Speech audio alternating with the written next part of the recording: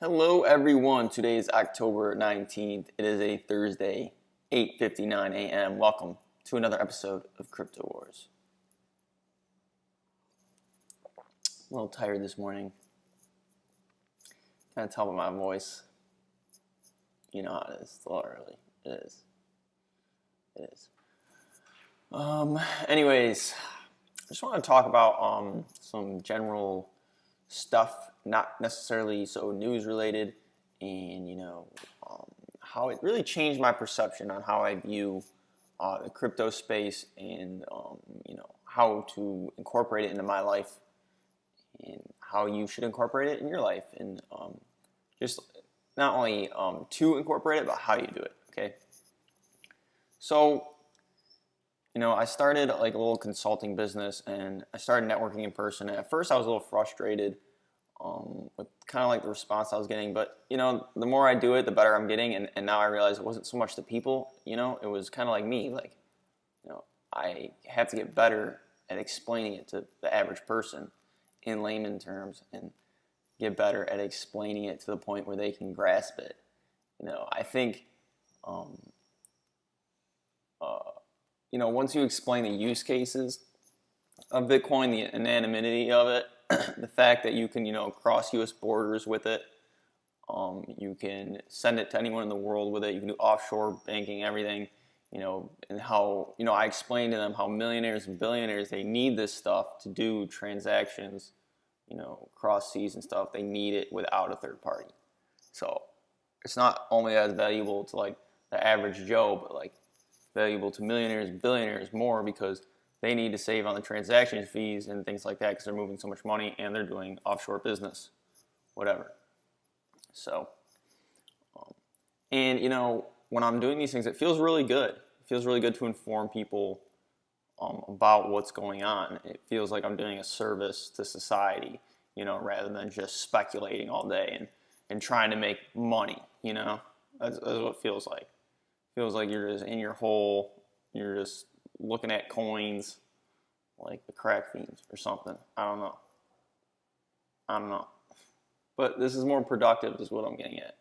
It's more productive than even turning profits, because what I'm doing is I'm getting into society and I'm making them adopt it. I'm not waiting for the adaptation. It's going to take a lot of people to do this for it to get adopted. And I have a long-term goal, I think, of like starting my own firm at some point if, I get such an abundance of clients that I can't handle, and it really seems like it's going to work out that way very easily. It's like I have to just let it happen, and it's already in the works, and it's coming together good. I was thinking at one point, well, maybe a consulting thing isn't that great, because, I'm sure there was internet consulting firms coming out when the internet was coming out, but you don't really need an internet consulting firm anymore.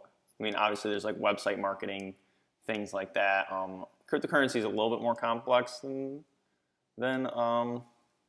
I'd say internet navigation, possibly, but especially because there's so much speculation involved and price fluctuations and things like that. It's more of a marketplace, not so much just a platform kind of thing, attention economies or whatever. I don't know. But what I'm saying is don't ask what crypto can do for you. Ask what you can do for crypto, okay? Be a contributor to the space. Make it a business model around it, if you are that passionate about it. Because it can apply to all business. That's what's so amazing, because money is involved in all types of business, okay? Even if you're a local mechanic, say you're a local mechanic, just start accepting Bitcoin for your business. Why not? Figure out what you have to do that. Anything, you know what I mean?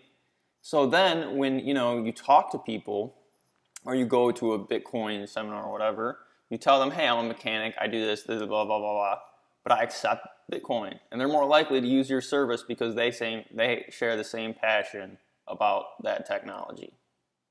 So it's not limited to one. It's not limited to anybody. Like it can be applied to any person. Like Money is applied to any person. Your value, your storage of wealth, whatever, whatever it may be. So I'm gonna try and do more videos. I might do a video later today too. It's like, why not? I got the time. Might as well try and get some little extra traffic, whatever. It's still really early. I'm sure everyone in my apartment building hates me because I talk to myself all day, but I have fun doing it. So.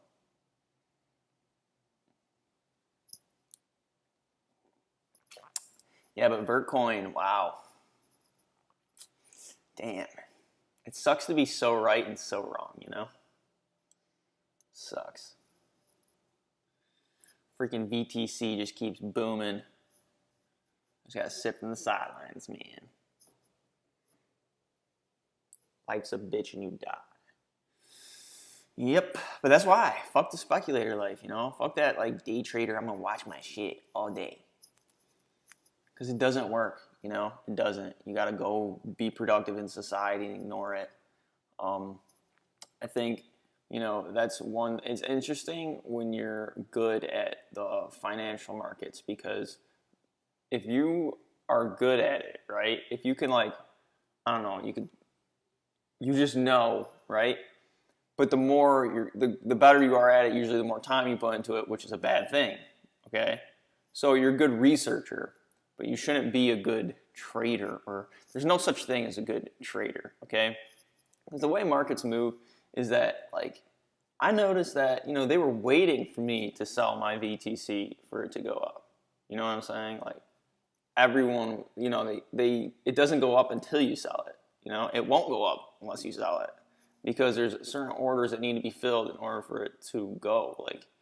It's hard to explain, but I don't know. I'm not really a big fan of all these crypto celebrities kind of thing, like Charlie Lee. I don't even like Charlie Lee that much. I know everyone's like, Charlie Lee, he's the man. It's like, you know what? No, I'm not a big fan of Charlie. Sorry, Charlie. It's just I don't like the whole SegWit bullshit. I think all the protocol and everything that's involved with it, it's like this thing that it was never meant to be, and they're just kind of trying to monopolize crypto by making high transaction fees and just totally raking from it, I think there's a little bit of greed involved, not that there isn't going to be. It's not a big deal, but I don't think, it's that bad of a thing either. I mean, it was meant to be. The beauty about blockchain stuff is when people can't reach consensus, you really don't have to. Everyone can just kind of have their chain and they go their route and that's it. And then time will tell which one's right. That's all. So maybe they'll both be right. They'll both survive. They both have their own use cases, which is most likely the most likely scenario. Is that they both end up thriving or all of them end up thriving. Not all of them, but all of the ones with a real idea back behind them will just have their own use cases, And that's what I'm trying to get across now. Don't be so speculative, fuck the speculation. Realize the use cases, okay? What is it used for? That's what matters, okay? It doesn't matter if I don't know. If you can't use it for anything, what's it worth, really? So, I don't know. It's all speculative. You're thinking, oh, down the road it's going to be used. Things like that. It already is for storage wealth, which I get. I understand that. But at the same time, moral of the story is that to approach it like a business, not like a marketplace, okay? Or at least not just a marketplace. Approach cryptocurrency like it's a business, Integrate it into your business and production, okay? Because that's what it is at the end of the day. It's about production. That's what I realized. I wasn't being very productive. I mean, I was because I do tons of research, but I wasn't getting my research out there enough, So I started networking and stuff, and it's going to be better that way. So, yep. Shout out to the 30 people that watch this, and peace.